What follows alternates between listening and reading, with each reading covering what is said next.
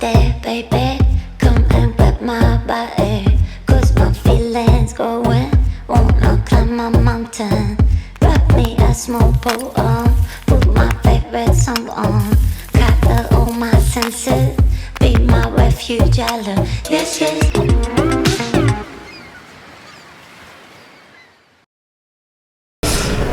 Fernando Santiago, bienvenido a tu casa, Objetivo Cádiz. Bien, ¿no? Bien. Pregunta obligatoria, ahora, ¿cómo está la cosa? Bien, la familia y todo eso bien, ¿no? Todo bien. En el mejor momento de mi vida, yo. ¿Sí? Sí. Pero futbolísticamente, porque a mí me ha dicho un padrito que tú por ahí también, los sábados que tú juegas, que ese chaval juega regular fútbol, que es David de la Cruz. Juega regular, ¿no? David es un poco narda en la vida y jugando al fútbol, es buena persona y un gran amigo.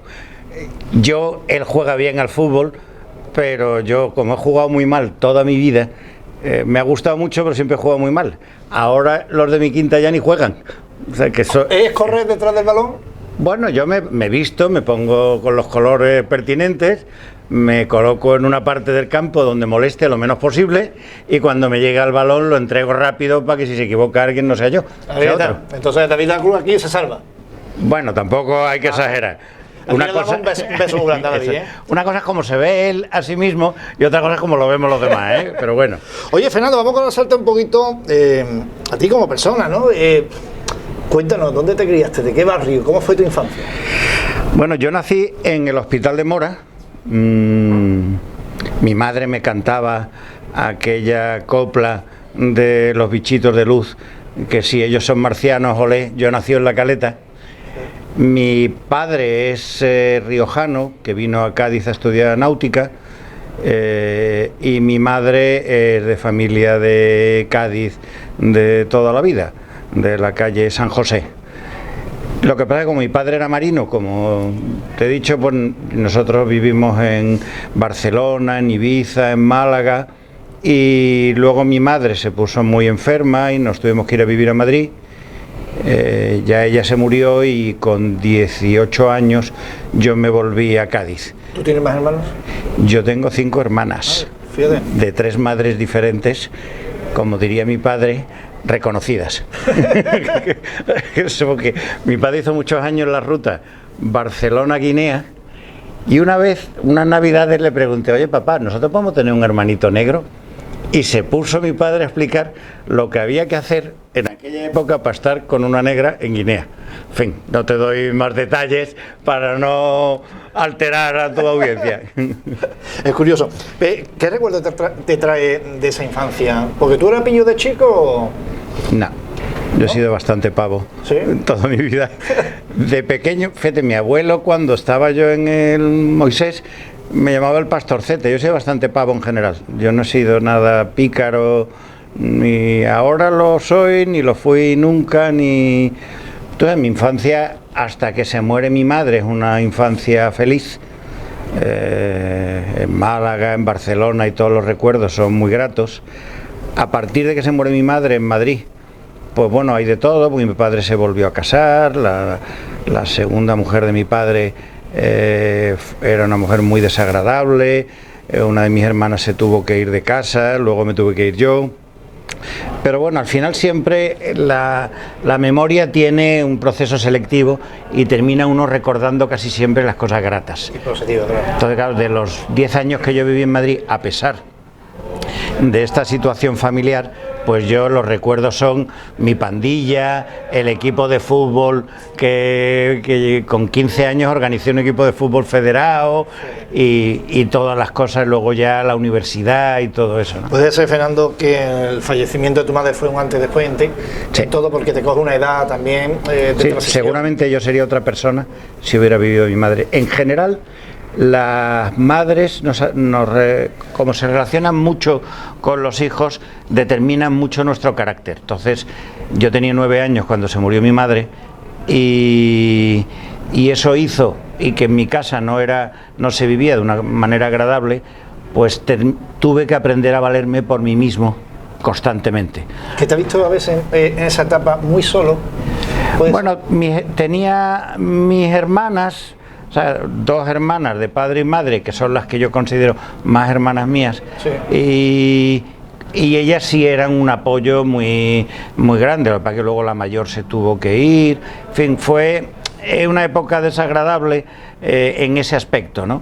Luego pienso en la pandilla, en los guateques, en el equipo de fútbol, fueron años que yo era abonado del Atlético de Madrid. Porque tú estabas allí en Madrid. Claro, eran 10 años que yo viví en Madrid. ¿Y estudiaste allí en Madrid? Empecé, sí, hice los, digamos, ahora se diría los 3 primeros años de la carrera presenciales, según adjetivo que ahora está tan de moda, y luego me peleé con mi padre, me vine a Cádiz, y los 2 últimos años iba a examinarme. Entonces yo empecé a trabajar aquí y mis amigos, mis compañeros me pasaban apuntes, libros y tal, y yo me iba a examinar nada más, ¿no? ¿Cómo te viene esa rama del Atlético de Madrid? Bueno, yo... No sé si en casa hay vínculo. Sí, mi padre es fanático del Atlético de Madrid, mi abuela con 90 años no se dormía hasta que José María García no hablaba del Atleti, y normalmente no era el primero del que hablaba. Es decir, mi hija es del Atleti y somos 4 generaciones del Atleti en la familia, mis hermanas, mis primos. ¿No te ha salido nadie de Madrid? No, pero tengo la mala suerte de que los novios que se echa mi hija son todos del Madrid. ¿Es un pique sano en casa? No, déjate de pique sano. No. No. O sea, ya les impongo yo el respeto nada más entrar. Digo, aquí del Madrid ni mijita, ¿eh? Y si, este año está contento, ¿no? Y si hay hijos, serán del Atleti. Si no, ya te voy. Que este año por ahora está contento, ¿no? Por ahora, vamos a esperar hasta el sábado. Claro. Esta entrevista sale el lunes, pero ya estará ya celebrado. El lunes ya se sabrá, pero bueno. Que entra también en una rama como es la prensa, periodismo, ¿cómo nace esa llama dentro de ti? Pues mira, no sabría decirte con certeza. Quizá fruto del interés que me ocasionaba la actualidad desde muy pequeño. ¿Qué año estamos hablando aproximadamente, Fernando? Pues mira, yo llego en 1975, es cuando yo llego a la Universidad Complutense, el año que se muere Franco, en fin, fue muy agitado, ¿no? O sea que yo tenía 17 años y pico, pero yo desde muy pequeño tenía interés en lo que pasaba en el mundo, le prestaba mucho interés. Desde que tengo uso de razón iba a comprarle a mi padre el Marca, porque era muy futbolero, y yo recuerdo ir, que costaba 2 pesetas, pero yo un chinorri de 5 años, que me daba las 2 pesetas mi padre y me iba yo al kiosco por el periódico, ¿no? Entonces, siempre me ha producido eso mucho interés. Me interesaba también la navegación, pero en la medida, porque mi casa estaba llena de objetos de los países donde había estado mi padre, de colmillos de elefante, cabezas de ébano, fotos de mi padre con los indios en Canadá, historias sobre el canal de Panamá o sobre el estrecho de Magallanes, cosas así. Entonces, en algún momento llegué a pensar la posibilidad de náutica, pero más atraído por los viajes. Luego, con el tiempo, he tenido oportunidad de viajar muchísimo sin necesidad de estar embarcado. Entonces, ya digo, en octubre del 75 llego yo a la Facultad de Ciencias de la Información de la Universidad Complutense de Madrid, que había tenido 5 promociones nada más. La facultad, de hecho, se había construido solamente 1/3. Es decir, que todos los pasillos terminaban en un tabique de ladrillos porque no se había llegado a terminar. Y era además una vida muy agitada, ¿no? Aquella vida universitaria, yo la recuerdo más que desde el punto de vista académico, desde el punto de vista político. Allí había asambleas, carreras con los grises. Yo recuerdo haber dado clase con un policía armada dentro de la clase con el escudo y el casco, ¿no? Fueron esos años, esos 3 años, que eran todos muy agitados, ¿no? Claro, no se sabía, el 75, 76, todavía no se sabía bien hacia dónde iba a ir la situación política de España, entonces fue muy interesante, ¿no? Claro, Fernando, pero en este caso, cuando tú en casa dices, oye, mira, que voy a estudiar una carrera tal, y en casa bien, ¿no? Porque bien, sí, viendo también el ciclo, ¿no? Porque... Sí, mi padre quería que estudiáramos una carrera, entonces él no puso la más mínima objeción a cuál. Que estudiar una carrera y que estudiar una carrera y ya está. Al final, fíjate, de los 6 hermanos reconocidos, como te he dicho, solamente mi hermana mayor y yo logramos terminar una carrera, ¿no? Pero era la obsesión de mi padre, ¿no? Quizá pues él estudió náutica, mi abuelo era médico, es decir, que era, mi otro abuelo era abogado, es decir, que mi madre era maestra. En mi familia siempre se había ido la gente a la universidad, entonces para mi padre era inimaginable que no fuera así, ¿no? Él a lo mejor no entendía muy bien el hecho de que el periodismo se estudiase en la universidad, pero como a él le interesaba también mucho la actualidad y leía periódicos y tal, pues bueno, nada más que él ya me imaginaba a mí en una redacción de un periódico, de corresponsal, en no sé qué sitio, ¿no? Es curioso. Oye, Fernando, ¿qué recuerdo te trae de aquellos años de Madrid, de amigos? No sé si todavía sigue con vínculos de amistades. Pues mira, de esa edad. te voy a contar una anécdota. Yo creo que no lo he contado nunca, en público. Yo me vine a Cádiz en el año 78 y entonces yo perdí el contacto con toda mi pandilla y mis compañeros, salvo con algún compañero de la facultad que por motivos profesionales mantuvo el contacto. Sí. La pandilla de mi barrio y de mi equipo de fútbol perdí el contacto por completo, pero por completo. Y algo así como 30 o incluso, no, 35 años después, una noche soñé con ellos. Entonces... Ten cuidado, no vaya a liar que soñaste con ellos, que tú sabes la gente. Claro, pues soñé con el equipo de fútbol, con la pandilla y no sé cuánto. Y yo tengo la costumbre de que las cosas que pienso me propongo siempre llevarlas a cabo. Y entonces dije, los voy a reunir. Y los reuní. Curioso. Y entonces volví a juntar a la pandilla de mi barrio, a los 35 años después. 35 años después. A los que quisieron venir, claro. O sea, juntamos a 20, pero claro, allí había habido luego mucha gente que se casaron, se divorciaron, y entonces había gente que no se hablaban, que eran de la pandilla, pero unos no se hablaban con otros, en fin. Entonces los reuní. Hice una vez el intento de reunir al equipo de fútbol, pero no jugaba al fútbol ninguno, y a la gente le daba miedo, y entonces no reuní el equipo de fútbol. Y ahora lo que hago es que, bueno, de ese sueño y de haberlo llevado a cabo surge también escribir una novela. Entonces, porque empezaron todos, bueno, pues tú que escribes, escribe nuestras historias, total, que me dio el punto de escribir una novela corta, pensando en ellos más que en ninguna otra cosa. Se llama Volver a los 17, sí, que es la canción famosa, pero para mí era el recuerdo de aquellos años de fútbol, guateques. La política estaba ajena a nosotros, a pesar de que el país estaba en ebullición, nosotros vivíamos ajenos a eso. Nosotros pensábamos en los bailes, y Menganita salía con Zutanito, o a mí me gusta no sé quién, y en los partidos de fútbol por los barrios y los pueblos de los alrededores de Madrid, ¿no? ¿En qué barrio estabas tú por allí? Pues mira, eso estaba pegado al puente de Praga.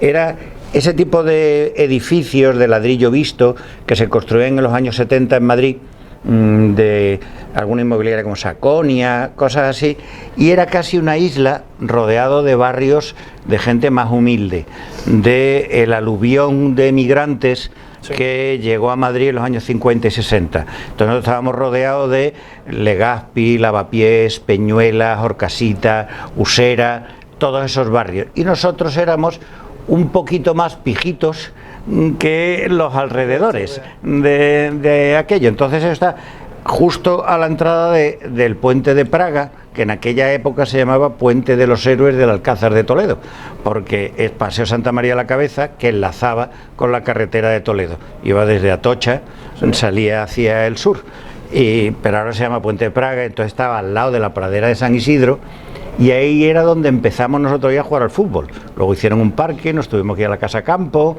y ya luego, como te he contado, cuando nos federamos, ya íbamos a campos un poquito mejores, no como ahora, ¿eh? O sea, eran campos de arena, y nosotros íbamos con camisetas de algodón, de esas que al primer lavado estaban desteñidas, ¿no? Qué tiempo aquello, ¿eh? Cuando, no sé por qué, me ha venido a la mente ahora el Campo Hondo, en que había mucha gente que entrenaba en el Campo Hondo y que cae. Oye, vamos a la primera parada en el camino y vamos a hablar un poquito también del Atlético de Madrid, ¿eh? Sí, un poquito, porque el ambiente de ese Vicente Calderón, ese estadio, yo creo, no sé, ¿ha pisado los dos estadios? El nuevo, el antiguo sé que lo ha pisado. Pero en el Calderón fui 10 años abonado, y el nuevo voy muchas veces.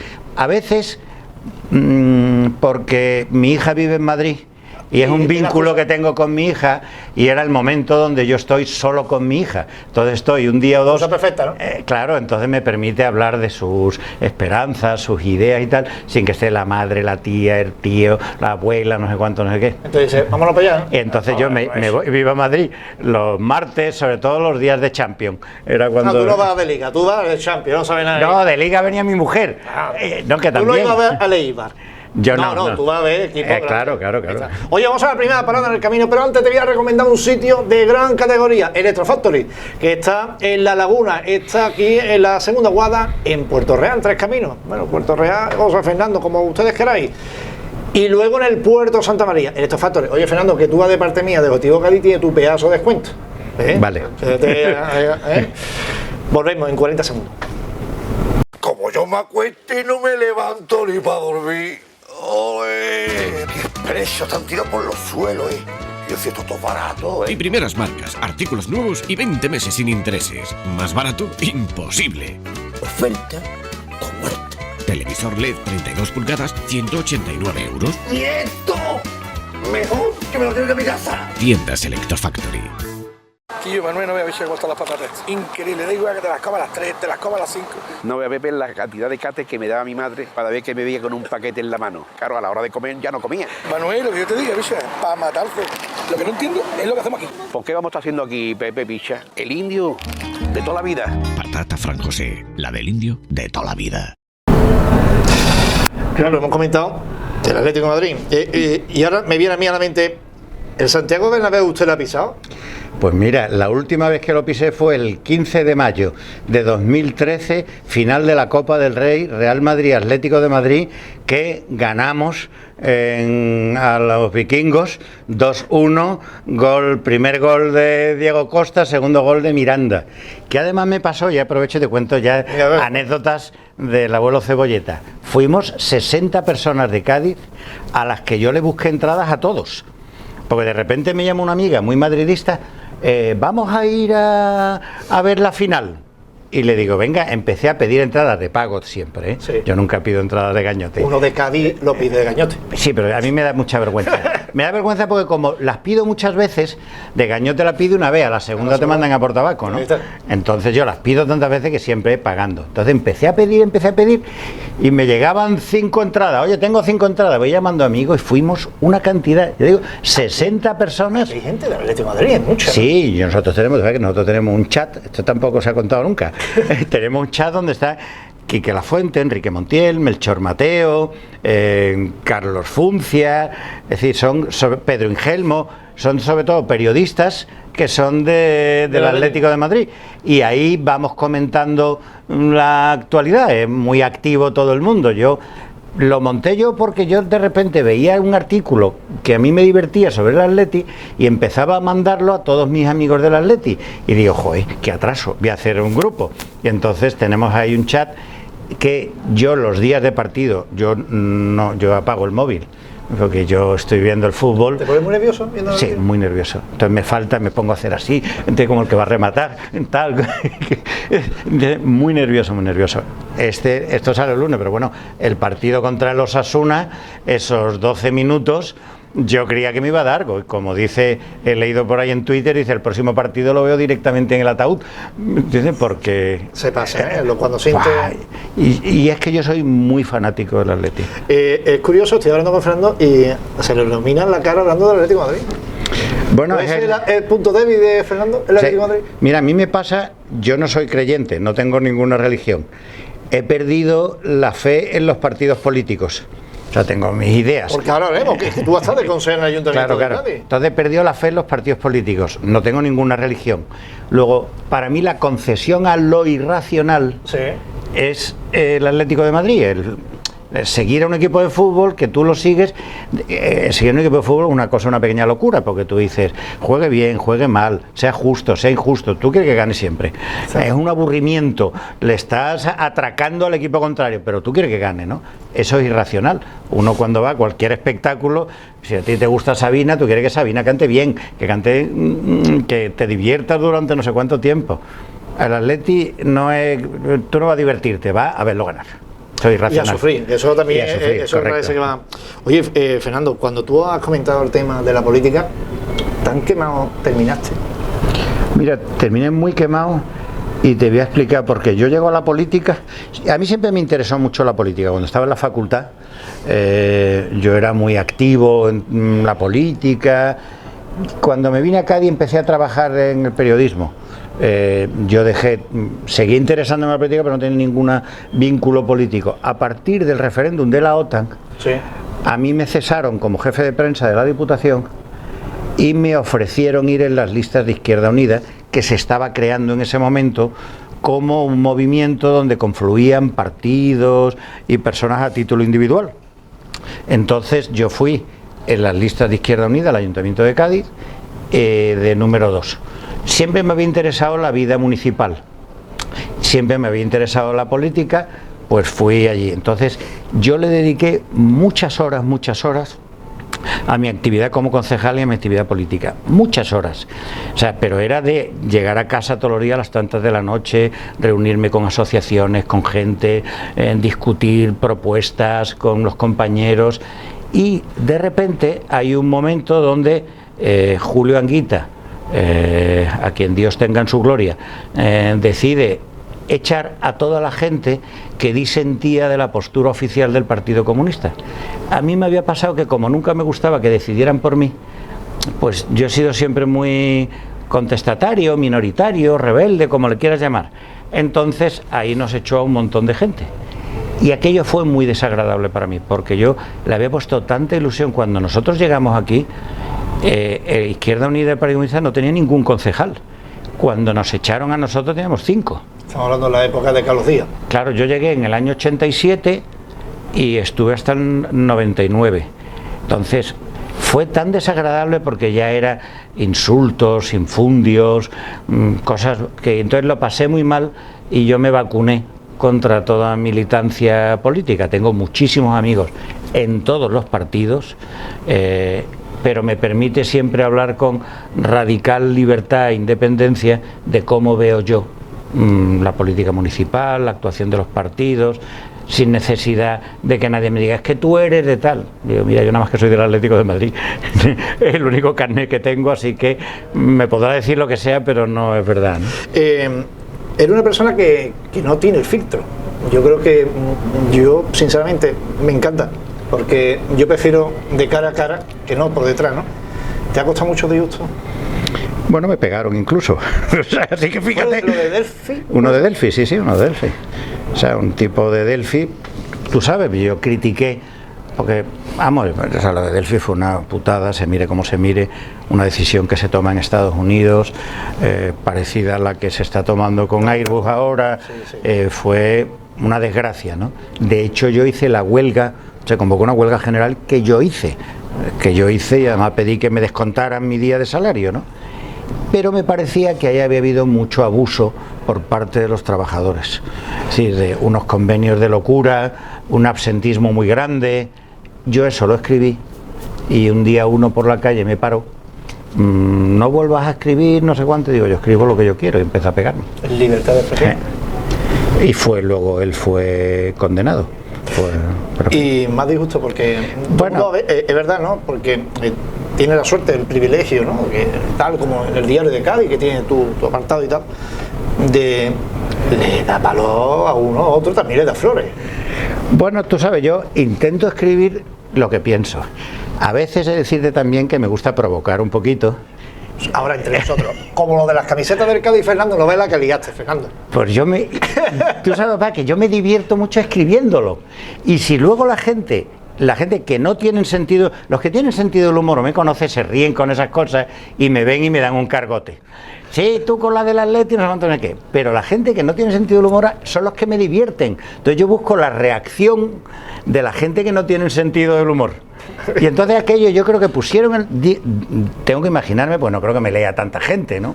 Lo debieron poner en algún chat del Cádiz, y entonces aquello fue un aluvión de gente y me hacían fotos, porque claro, yo, como tú has dicho, yo voy con David de la Cruz todos los sábados a jugar, y entonces, claro, va uno vestido de futbolista, y entonces me hicieron fotos vestido de futbolista, esperando a David de la Cruz, tomando café, y empezó a circular la foto, y digo, pero ¿cómo quiere que me vista? Y digo, yo me pongo mi camiseta del Atleti para ir al Atleti y para jugar al fútbol, nada más, ¿no?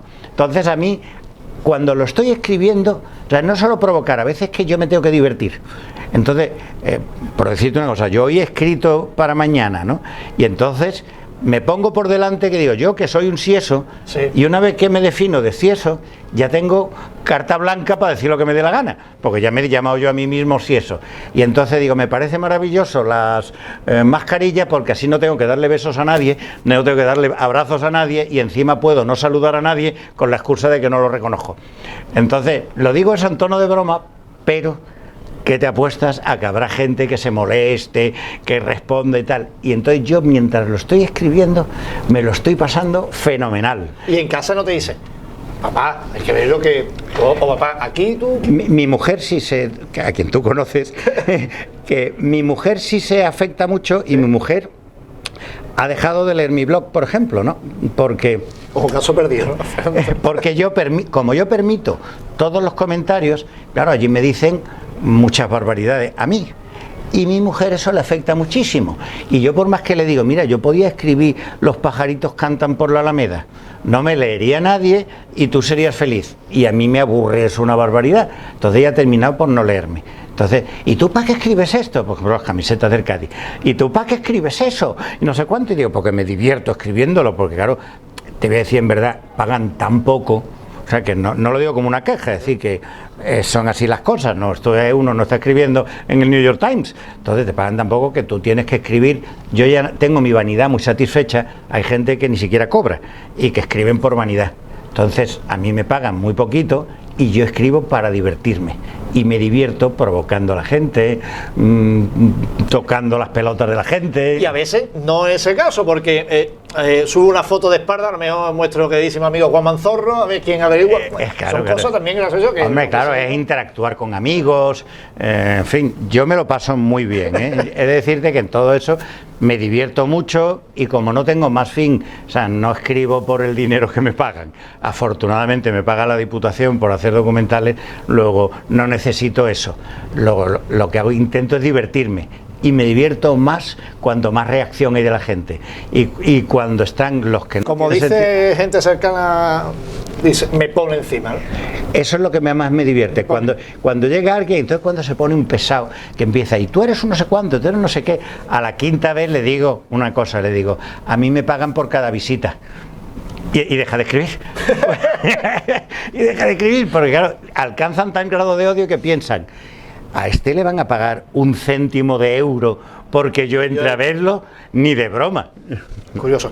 Oye, ha tenido también la suerte y el privilegio de ser presidente de la Asociación de Prensa, un ciclo, una etapa... 12 años. Bonita, ¿no? Bueno, yo le eché también muchísimas horas y disfruté muchísimo. Me pilló una época buena donde había dinero para hacer proyectos, tanto la asociación tenía dinero como yo buscaba dinero en entidades, organismos públicos. Se cruzó también el bicentenario, lo cual nos permitió hacer muchas cosas, traer a mucha gente. Entonces yo lo pasé muy bien. Llegó un momento, yo incluí en los estatutos una cláusula para limitar los mandatos. Llega un momento en que digo, mira, ya hay que irse, ya por edad, ya llega un momento, me pasa ahora, es decir, que hay compañeros de la asociación que yo no los conozco, gente joven en las redacciones a las que yo no lo conozco, y por más que me insistan, vuelve a presentarte, digo, tiene que venir otra generación. Hay elecciones ahora, claro, digo, pero tiene que venir otra generación que representen a la profesión mejor que yo, y yo estoy ahí para echar una mano. Lo del Congreso de la Lengua, pues estoy ahí detrás echando una mano, pero son otros los que gestionan eso. Yo lo pasé muy bien, tengo el carné número 1 de la Asociación de la Prensa y la siento mía, o sea, siento que es algo mío, pero tienen que ser otros los que la gestionen. ¿Hay hueco en casa para...? Porque hay una frase que me encanta de Juan Manuel Pedreño, Cádiz, ciudad de plaquitas, ¿eh? Por cualquier cosa te regalan una placa, ¿no? Y hace muy poco le dieron un premio. ¿Tiene sitio en casa para poner cosas? Bueno, hay varios premios que me Este que me dieron hace poco fue el premio Agustín Merello, me satisfizo mucho. Yo conocí mucho a Agustín. El tiempo que yo estuve en la asociación intenté que los premiados fuera gente de mucho postín, muy reconocidos nacional e internacionalmente, John Carlin, Alma Guillermo Prieto, Soledad Gallego Díaz, gente de mucho nivel. Entonces, que alguien pensara, y es un premio al que tú no te presentas. Pues me dieron el premio Andalucía de Periodismo hace muchos años, pero ahí te presentas tú. Entonces, como todo, tú compites. Hay gente que está todo el día presentándose a premios. Claro, te cuenta cuando le han dado, cuando ha ganado. Sí, no cuenta los 400 que me han dado. Entonces, Premio Andalucía de Periodismo me satisfizo mucho. Pero Premio Agustín Merello yo no me presenté. Yo, cuando me llaman para decirme, mira que has ganado el Premio Agustín Merello, digo, venga, déjate de cachondeo, ¿quién lo ha ganado?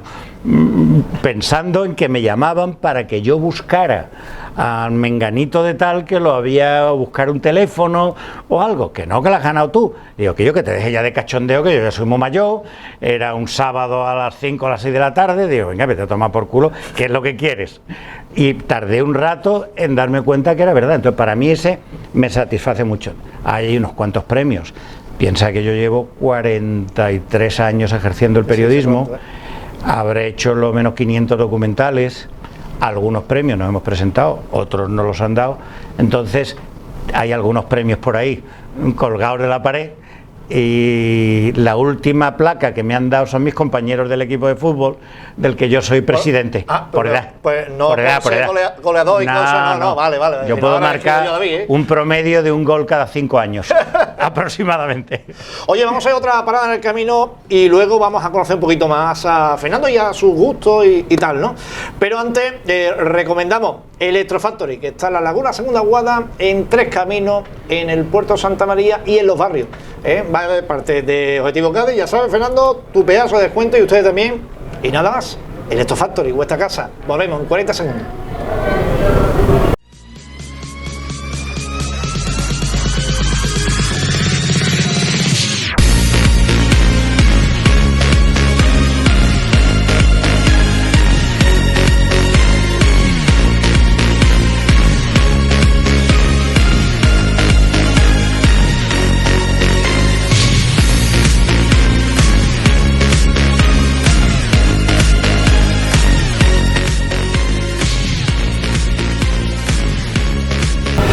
Bueno, pues es verdad que estoy pensando ahora mismo sentarte delante de un teclado o la vieja escuela, ven esa máquina Olivetti, pero no sé por qué me ha venido de esa tienda Olivetti que yo está en la calle una. San Francisco, ¿Es verdad? Es mentira, sí, hombre, y tengo 23 años, hombre, y me acuerdo hasta del comercial de Olivetti. ¿Que sí? Sí, hombre, eso no me voy a acordar yo. ¿Cuántas máquinas has tenido tú de Olivetti? Yo tenía una máquina Olivetti, fui el último de los últimos en tener un ordenador, Sí.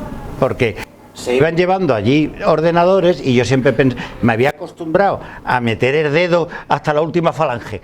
Ahí, claro, yo escribo con todos los dedos, pero le meto el dedo hasta el fondo, ¿no?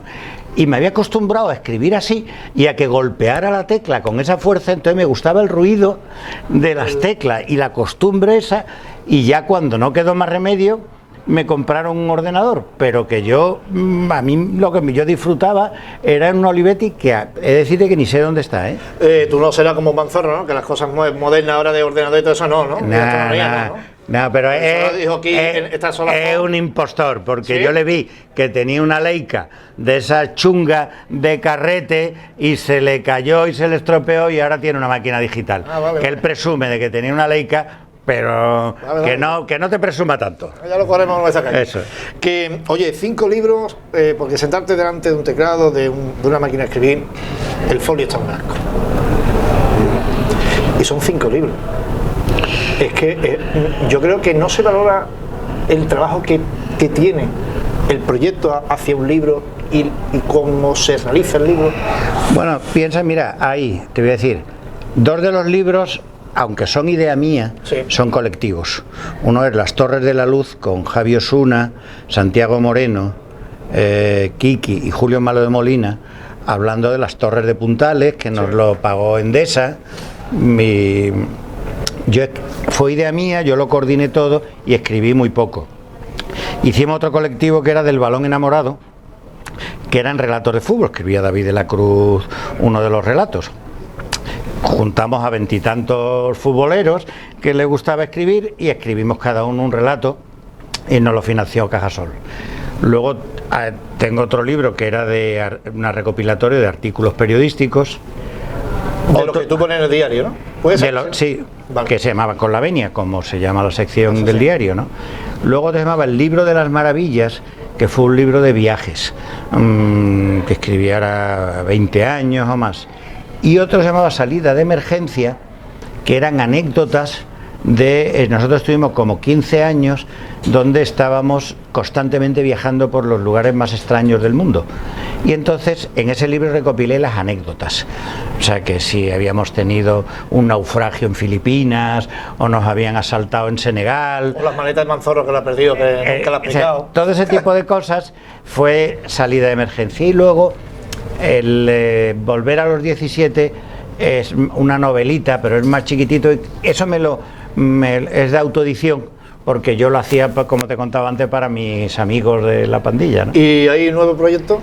Y entonces ahora tenía yo en la cabeza, como te he contado antes, para mí viajar es una de las cosas, junto con el atleti y el periodismo, de las cosas más importantes de mi vida, ¿no? Entonces yo toda mi vida he viajado muchísimo a los lugares más remotos y más extraños, ¿no? Y entonces cuando ya empezó a verse que esto tenía fin, la pandemia, digo, ahora la gente va a querer viajar. Y entonces me dio por pensar rutas extrañas, la ruta de la música, la ruta de la literatura, la ruta de la política, rutas raras, sí, comidas raras, lugares exóticos. Y entonces empecé a escribirlo y me di cuenta pues que ahí tenía un libro. Hablé con Eduardo Albaladejo de la editorial El Boletín, sí, del Puerto Santa María, que es quien lo va a editar. Y entonces estamos ahora en la fase de maquetación y tal. Entonces son como consejos para gente que quiera viajar, de un friki de los viajes como soy yo, y desde una óptica peculiar, ¿no? Porque a lo mejor yo aconsejo a la gente que vaya al mausoleo de Lenin en la Plaza Roja, o al de Mao en Tiananmen, que son cosas verdaderamente raras, ¿no? Pero bueno, tengo una ruta de la política y le digo, oye, mira, sitios que yo he estado que tienen que ver con la política y tal, el Parlamento inglés, o la casa natal de Carlos Marx, en fin, el Museo de la Revolución en Cuba. Entonces, por decirte uno de las rutas, entonces tiene ese componente muy personal, ¿no? Muy... Me gusta. Del tema de viaje, que te veo que también que te gusta, ¿qué rincón te queda por ir? Mira, el sitio que más me apetece ir es Yemen, pero ocurre que ahí están en guerra, entonces veo complicado que yo pueda ir a Yemen en un plazo largo, ¿no? Conozco a muy poca gente que ha ido a Yemen, muy poca, porque no era un destino turístico. Yo creo que Saná es de las ciudades más bonitas que uno puede imaginarse, y la isla de Socotra, uno de los paisajes más exóticos que hay. Por cierto, hay dragos en la isla de Socotra. Entonces ese es donde más me gustaría, pero sé que no voy a ir. Y luego, por orden, pues a mí me gustaría mucho ir a Irán, porque es la gran cultura persa, y hasta por cuestiones políticas, ¿no? Me gustaría ver cómo va la revolución islámica y cómo se vive allí. Y luego hay otros países que para mí son interesantes: Vietnam, Camboya, Birmania. De Europa, el único país que no conozco es Polonia, todos los demás los conozco. Entonces seguramente a Polonia vaya en algún momento, ¿no? Tengo un compromiso con mi hija, sí, cuando en medio de la pandemia, que ella entra en depresión, ella vive en Madrid, y entonces ella le gusta mucho Londres, y le digo, bueno, te pago, vamos a ir una semana al Hotel Russell en Bloomsbury, que es un hotel de cierto lujo, digo, y nos vamos a pegar una semana allí a tutiplén. La siguiente vez que entra en depresión, porque llevamos 1 año y medio en la pandemia, la segunda vez, ella también le gusta mucho Estados Unidos, y digo, mira, vamos a hacer una ruta por carretera desde Washington DC, hasta Cayo Hueso, pasando por San Agustín, que es una población cuya plaza central es la plaza de Cádiz, porque era la de la Constitución de Cádiz, y bueno, entonces vamos a hacer ese recorrido a lo largo de la costa este de Estados Unidos, pues son 2 compromisos que tengo con mi hija. Te va a salir caro, ¿eh? Te va a salir caro. No, pero oye, es que yo tengo ahora más dinero en el banco que nunca. Porque no sale, no se correcto, es decir, que yo me gastaba cada año entre mis viajes con mi mujer, ir a ver al Atleti por media Europa. Y luego, como mi hija, yo le he inoculado también ese veneno, pues mi hija, papá, quiero ir a Australia. Plan, claro, a mi hija no me pide dinero para ir a Lisboa, voy a Australia, venga, plan, 3.000 eurazos para ir a Australia. Quiero irme a hacer un curso a Los Ángeles, 3 meses, cataclán. Entonces yo me gastaba a lo mejor 15.000 euros en viajes, entre los que yo iba a ver al Atleti con mi mujer, con mi hija, claro, los que yo viajaba y los que viajaba mi hija. Y ahora llevo año y medio sin viajar, tengo ahí un capitalito amasado, ¿entiendes? Que tengo que darle salida con urgencia. ¿Qué es lo que más le cabrea a Fernando Santiago? Pues mira, me molestan mucho los chivatos, que tuve el otro día una discusión en mi puesto de trabajo con un chivato. Me molestan los pelotas, pero lo que más me enardece a mí es la injusticia. Sí. Mucho. Es algo que me enerva, ¿no? No puedo, o sea, veo una situación injusta y yo no soy capaz de callarme. A lo mejor estoy en una mesa y en la mesa de al lado, te digo una cosa que me pasó hace poco, en la mesa de al lado viene un negrito vendiendo pulseras, sí, y lo maltratan. Y yo me vuelvo y le meto una bronca a los que lo maltratan, porque digo, ¿esto cómo es? No soy capaz de callarme, no tengo eso, reacciono. Con los chivatos y con los pelotas me mantengo al margen y ya está, ¿no? Pero con las injusticias me rebelo, ¿no? ¿Me entiendes? Y que ahora con lo que está pasando en Ceuta, sí, tal, yo siempre adopto la perspectiva del débil y digo, estos pobrecitos que están jugándose la vida para una vida mejor, que pueda ser un problema para España, para Europa, para lo que tú quieras, pero mi primera reacción es al que sufre, y entonces son esas 8.000 criaturas, la tercera parte niños, que se han jugado la vida por cruzar a nada. Entonces, esa imagen que ha hecho viral, el bombero de Jerez con el bebé. Entonces, ante la reacción, yo enseguida me pongo muy de los nervios y me ataca. Quizá eso me llevó a la política en su momento, ¿no? Fernando, ¿cuál es el rincón de Cádiz que te gusta pasear? A mí la Alameda. Sí. Con mucha diferencia, me parece un sitio romántico, es un balcón a la bahía, y la Alameda, en días de viento norte o viento ponente, que está la luz cristalina, que tú parece que vas a extender la mano y vas a llegar hasta el puerto de Santa María, ¿no? Como decía José Pedro Pérez Llorca, en la caletilla de Rota, casi delante de la casa de José Pedro, que me parece que es en la Alameda de las zonas más bonitas.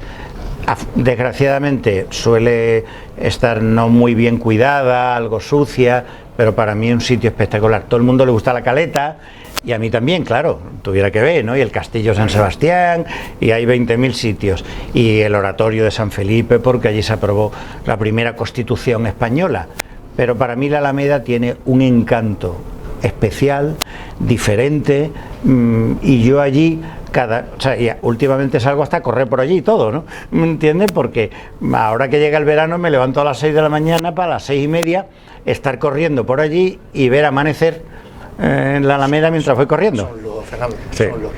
¿El último libro o el libro que está ahora mismo en la mesita de noche o en el escritorio? Pues mira, como estoy obsesionado con lo de la candidatura de Cádiz al Congreso de la Lengua, te diré 2 o 3 que tengo que se presenta el martes, que es Morderse la lengua, de Darío Villanueva, el anterior director de la Academia Española, que es sobre, digamos, el lenguaje políticamente incorrecto.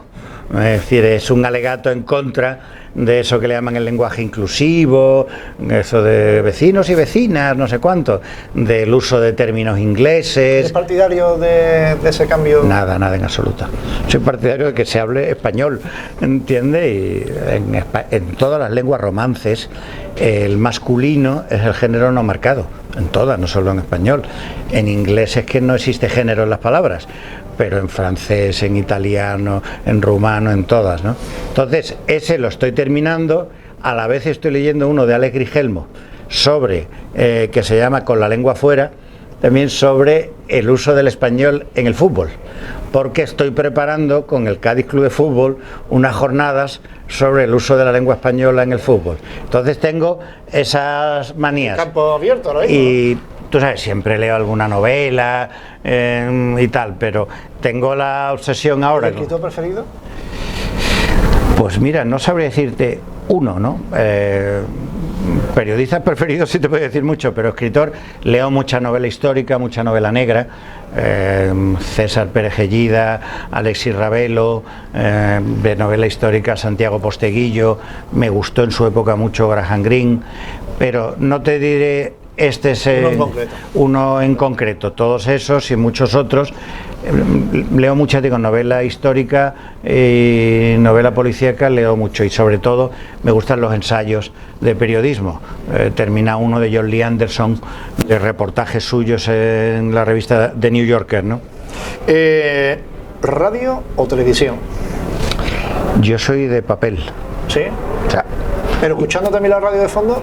Yo tengo un aparato de radio en cada habitación de mi casa. Menos mal que no de radio, Fernando. En cada habitación. Entonces, mientras estoy haciendo otra cosa, tengo la radio puesta. Es decir, yo me levanto a las 6 de la mañana para hacer bicicleta estática, pongo la radio. Estoy en el cuarto de baño haciendo mis abluciones, no sé cuánto, la radio. Estoy en la cocina preparando la cena, la radio. Como acompañamiento. Bien.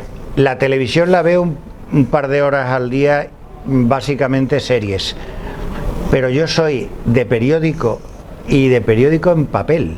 A mí me gusta el aroma del papel y de la tinta. Ese diario de Cádiz antiguo que era un disco, ¿no? Yo he dado... ¿En qué año desapareció? En el 90, 1990.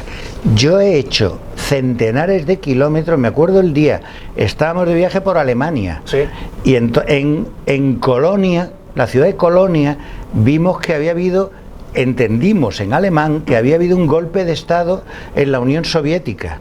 Entonces empecé a buscar el periódico El País y empecé hasta llegar a Luxemburgo, y en el aeropuerto de Luxemburgo tenían un ejemplar.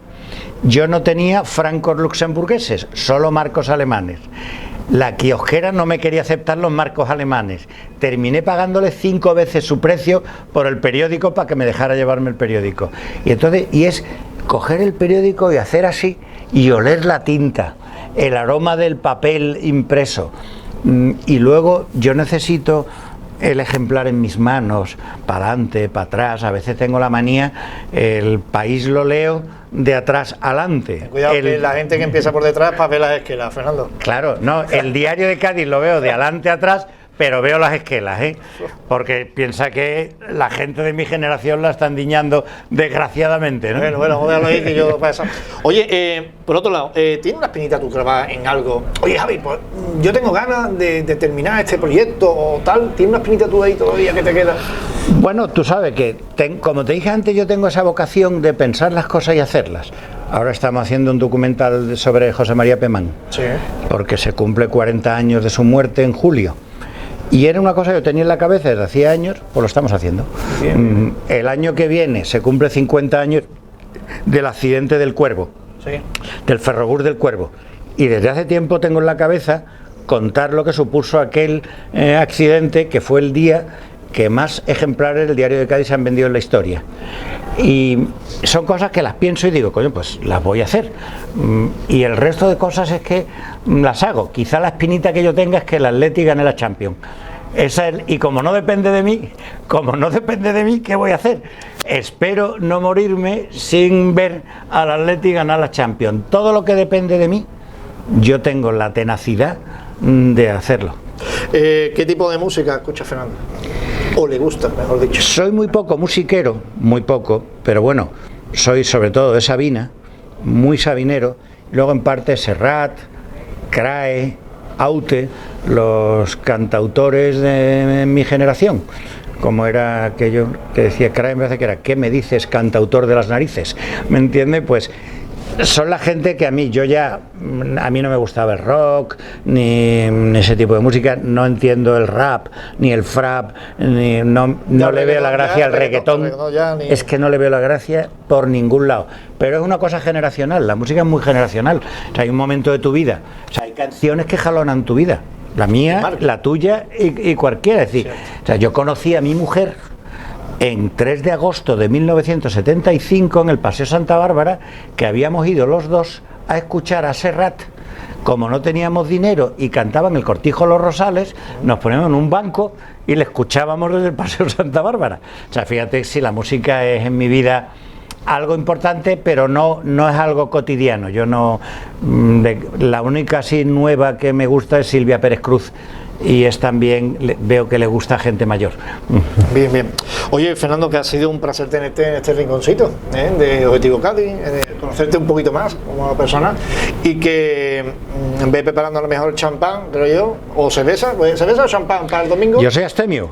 Pero bueno, Coca-Cola. Pero bueno, me comprometo contigo y me hago una foto y te la mando. Mándamela. Te mando una foto que si el Atleti gana la Liga, tomaré alcohol. No sé qué alcohol, pues no sé si en mi casa hay champán, pero si no una copa de vino. Una cosa así, sí, viene mi hija de Madrid para ver el partido conmigo el sábado.